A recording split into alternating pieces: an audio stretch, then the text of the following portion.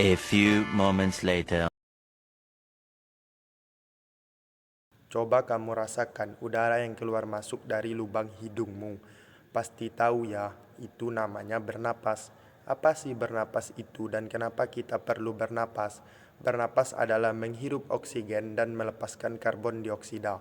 Bernapas sangat penting karena kita membutuhkan oksigen untuk membentuk energi. Kelebihan karbon dioksida juga harus dikeluarkan agar tidak meracuni tubuh. Bernapas adalah proses otomatis atau terjadi tanpa kita sadari. Bahkan saat kita tidur pun, tubuh kita masih bernapas. Udara luar yang mengandung oksigen akan masuk melalui hidung.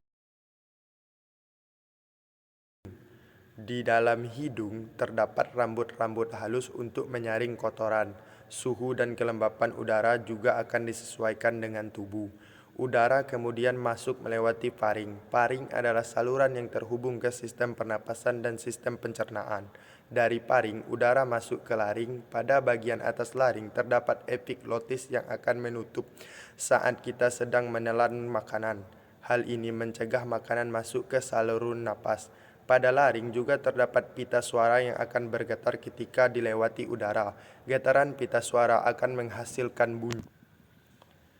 Udara kemudian masuk ke trakea. Di dinding trakea juga terdapat silia untuk menyapu partikel asing dan cairan agar tidak masuk ke paru-paru. Di bagian bawah trakea bercabang dua menjadi bronkus kanan dan bronkus kiri. Bronkus kanan adalah menyalurkan udara ke paru-paru kanan dan bronkus kiri menyalurkan udara ke paru-paru kiri. Paru-paru kanan lebih lebar dengan 3 lobus, sedangkan paru-paru kiri lebih sempit dengan 3 lobus, karena berbagi ruang dengan jantung. Di dalam paru-paru, bronkus bercabang menjadi broncholius yang lebih kecil. Tiap ujung broncholius berakhir pada kantung udara kecil yang disebut alveolus. Rata-rata manusia memiliki sekitar 300 juta alveolus. Dinding alveolus sangat tipis, lembab, dan diselubungi kapila darah. Pada alveolus inilah terjadi pertukaran antara gas oksigen dan karbon dioksida secara difusi. Oksigen dan alveolus akan pindah ke kapila darah untuk kemudian disalurkan ke jantung dan seluruh tubuh.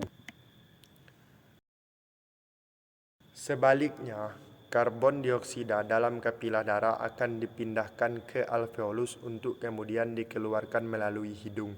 Paru-paru berada di dalam rongga dada yang dilindungi oleh tulang rusuk. Antara rongga dada dan rongga perut dibatasi oleh otot diafragma. Saat menarik napas, otot-otot di antara tulang rusuk berkontraksi sehingga tulang rusuk terangkat. Diafragma yang awalnya melengkung turun menjadi datar, karena itu paru-paru mengembang dan udara dari luar masuk ke dalam paru-paru. Frekuensi bernapas dipengaruhi oleh usia. Bagi memiliki frekuensi bernapas lebih tinggi daripada orang dewasa karena metabolisme bayi yang lebih tinggi. Frekuensi bernapas juga dipengaruhi oleh aktivitas tubuh.